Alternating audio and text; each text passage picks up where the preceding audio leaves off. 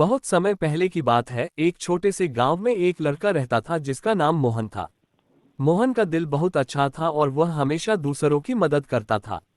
मोहन के पास ज्यादा सामान नहीं था, लेकिन वह खुश रहता था। उसकी एक आदत थी कि वह रोज जंगल में जाता और वहां बैठकर पक्षियों को देखता। उसे पक्षियों से बहुत प्यार था और वह हमेशा उनके साथ खेलने की कोशिश करता था।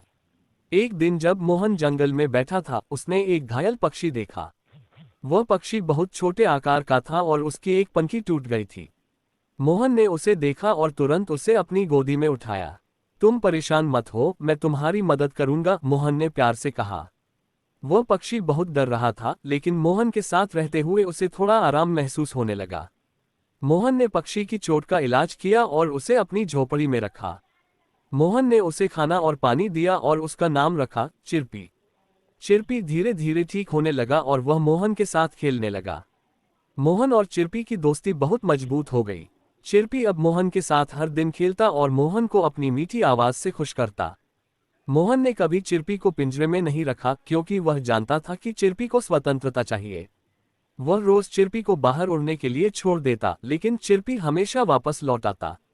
एक दिन गांव में एक बहुत बड़ा संकट आया। गांव के पास एक नदी थी और बहुत दिनों से बारिश हो रही थी।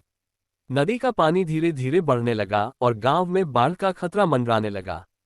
सभी गांव वाले बहुत घबराए हुए थे। मोहन भी बहुत डर गया था, लेकिन उसे चिरपी की चिंता थी। वह सोचने लगा, अगर बाढ़ आ गई तो चिरपी कैसे बच पाएगा। मोहन ने तुरंत चिरपी को ढूंढा और उसे अपने पास बुलाया। चिरपी उसे देखकर उड़कर मोहन के पास आ गया। मोहन ने कहा, चिरपी, हमें यहाँ से जल्दी निकलना होगा। नदी का पानी बहुत बढ़ने वाला है। चिरपी ने मोहन को समझा और फिर दोनों एक साथ जंगल की ओर दौड़ पड़े। जब वे जंगल में पहुंचे तो मोहन ने देखा कि बहुत से लोग वहां शरण लेने आए थे। मोहन ने चिरपी को बताया, तुम यहाँ सुरक्षित रहो, मैं गांव में वापस जाकर मदद करता हूँ।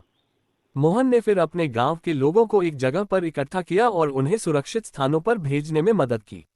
वह पूरी रात काम करता रहा और सुबह होते होते बाढ़ का पानी धीरे धीरे घटने लगा। गांव वाले बहुत खुश हुए और मोहन को धन्यवाद दिया। लेकिन मोहन को चिरपी की चिंता थी। उसने चिरपी को ढूंढा, लेकिन वह कहीं नहीं मिला। मोहन बहुत घबराया, लेकिन वह जानता था कि चिरपी एक पक्षी है और उसे उड़ने की स्वतंत्रता चाहिए।